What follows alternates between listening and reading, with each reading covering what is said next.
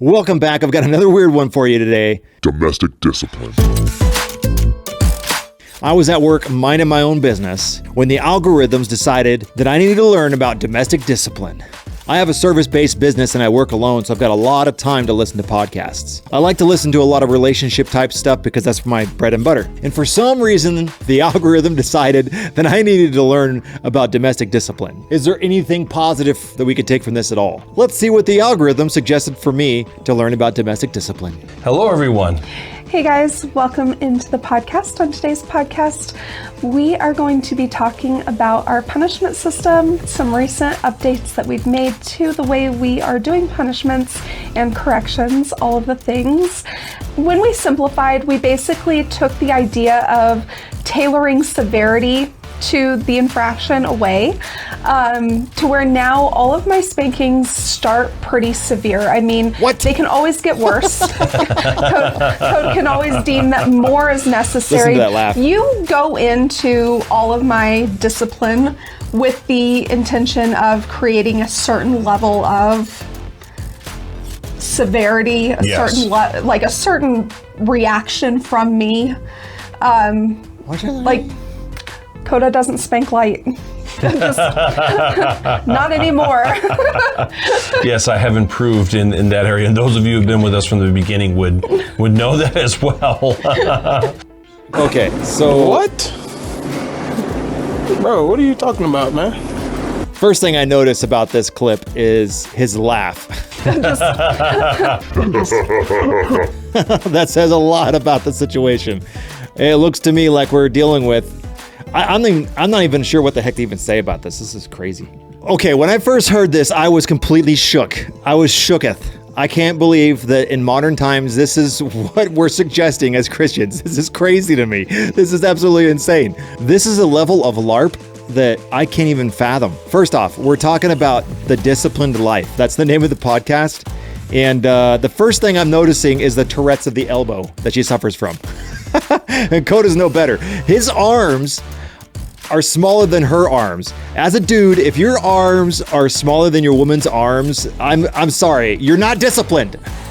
Now this sent me on a spiral where I was just listening to, I think I listened to about 4 or 5 of these episodes because I just could not fathom what I was hearing. I couldn't imagine that women would be advocating to be spanked in their marriages for disobedience. Now, I know what you're thinking. This is some weird kinky dinky stuff, but if you listen to these people, they swear up and down it has nothing to do with kink, but you know as well as I do that women will come up with coping mechanisms to justify any outrageous behavior.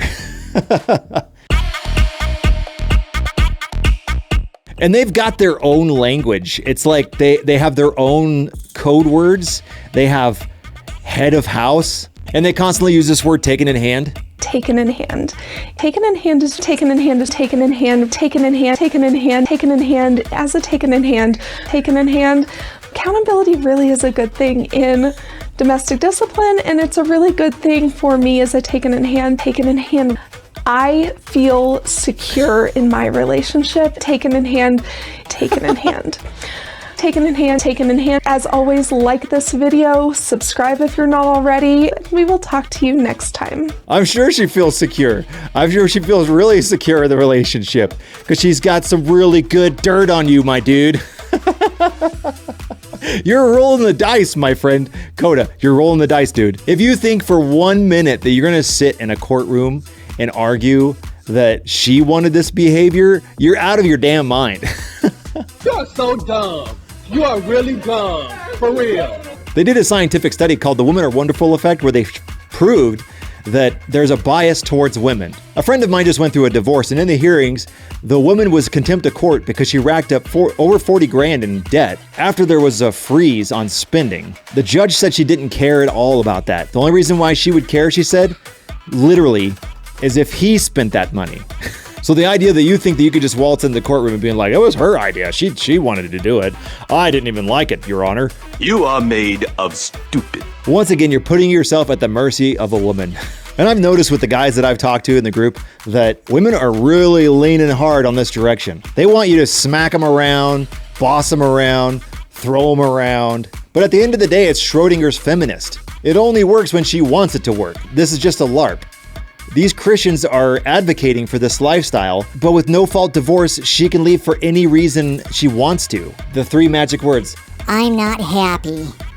And it's over. All she has to do is find out that Chadwick III, her first draft pick, is opened up and he's newly on the market on Facebook, and she's got years of proof that you've been smacking her around. It's not going to go well for you, my dude. This is another great clip that just proves that there's Schrodinger's eminism, Faye.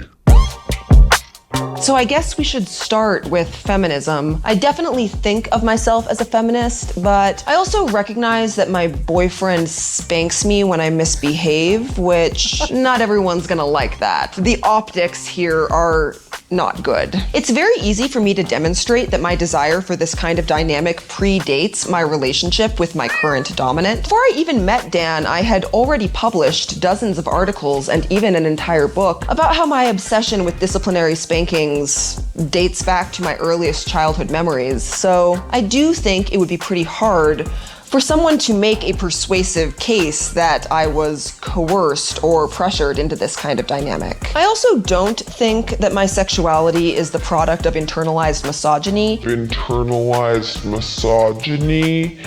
And this is where things get a little bit weird, because although I am a woman, I don't have a particularly strong erotic response to the idea of specifically women getting spanked. The vast majority of my fantasies and favorite erotic spanking stories involve a male top and a male bottom. I do worry that I just threw some of my girlfriends under the bus, and I don't want to do that because I also don't think it's inherently misogynistic to respond to the idea of women being spanked. How would you like to be in that relationship? She's going to be wanting to role play it. That you're Darth Vader, she's Obi-Wan Kenobi. She's Robin and you're Batman. She wants to be Chewbacca and you to be Han Solo. And I don't think that women who feel extra feminine when they're being spanked are guilty of internalized misogyny.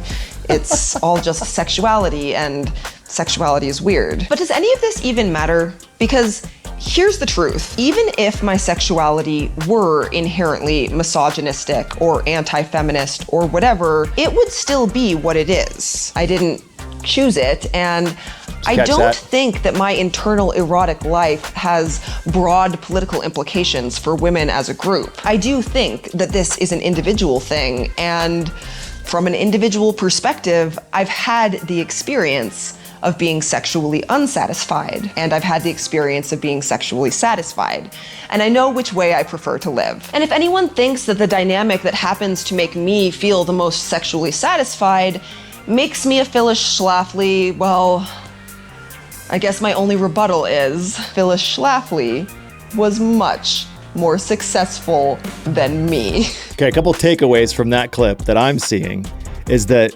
feminism believes that they are allowed to have preferences, but men are not allowed to have preferences.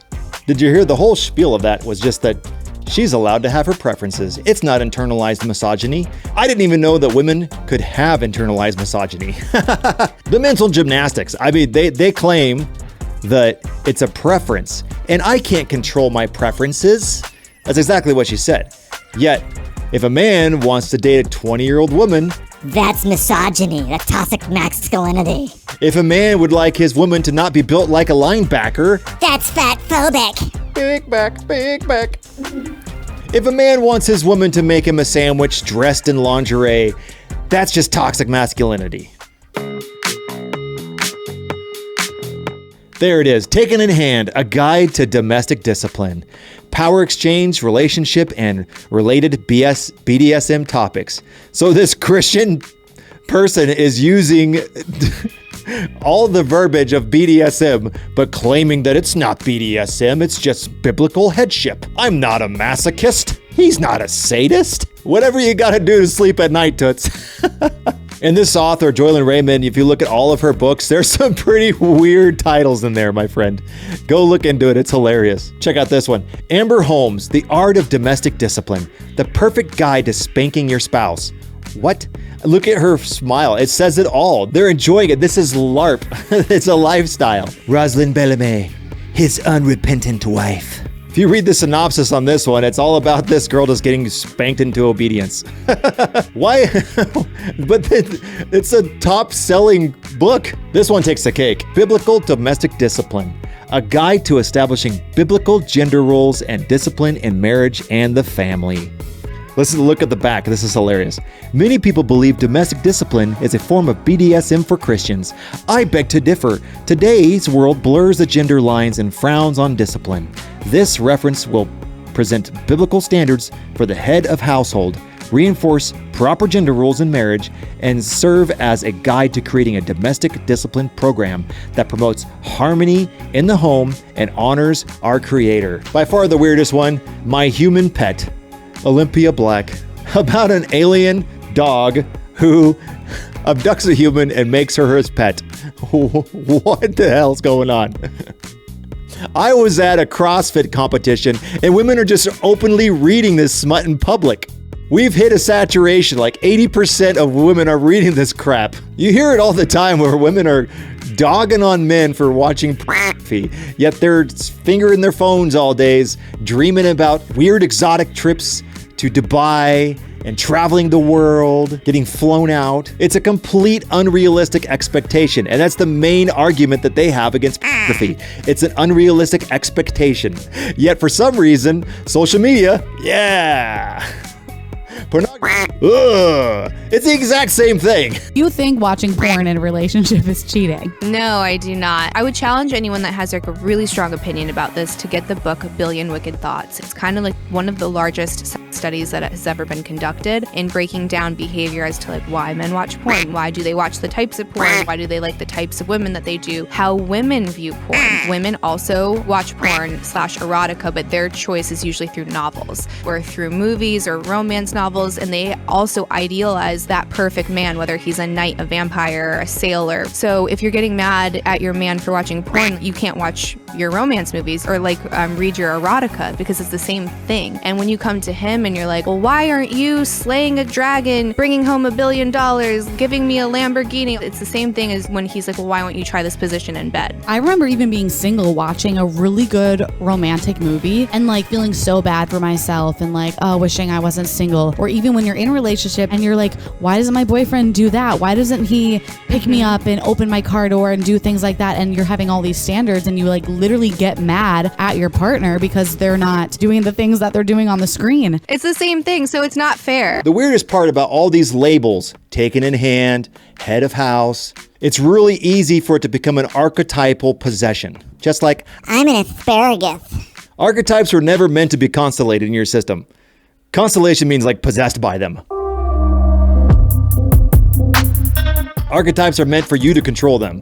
Dudes do this too. I mean, you see this all the time in the Christian sphere. I'm a husband, a father, and a child of God. If you remove any of those things, their whole personality crumbles. The whole point is to be integrated. There's a great book called Talent is Overrated. The whole theme of the book is that it just takes 10,000 hours to be a master at a craft. You have to practice to get out of constellation. It's no surprise that if you have a woman who's a masochist, she's gonna look for a sadist to be her husband.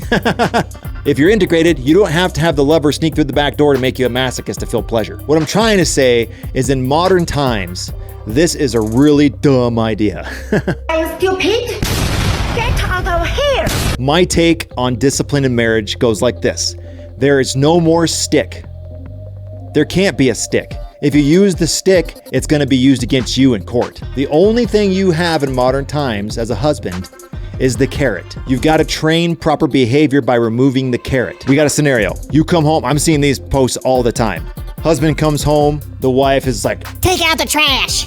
And if you're a dummy, you'll just go hop to it and do that. But a guy who's switched on knows if you open the door and she greets you that way, you smile, you might have a little laugh, close the door, and then just leave. Go out for a while. She'll have time to think about her behavior. More than likely, when you come back home, she'll greet you differently. Snuggles aren't free. They gotta be earned. When she wants to get her rocks off, she's gonna have bad behavior, so that you spank her. A lot of times, men in modern marriages are rewarding bad behavior. You gotta think about it from that angle. If you're arguing with her, you're rewarding bad behavior. Remove your time and attention. That's the only thing that we have nowadays in modern times. It's the only thing that's safe for you. I'm not saying don't have fun. Throw her around a little bit, smack her here and there, but don't do it as a disciplinary thing. That's supposed to be only for fun, okay?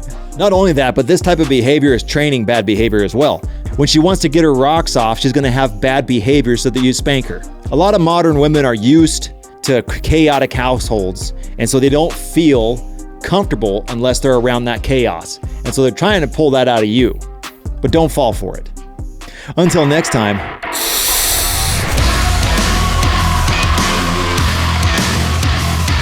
I feel secure in my relationship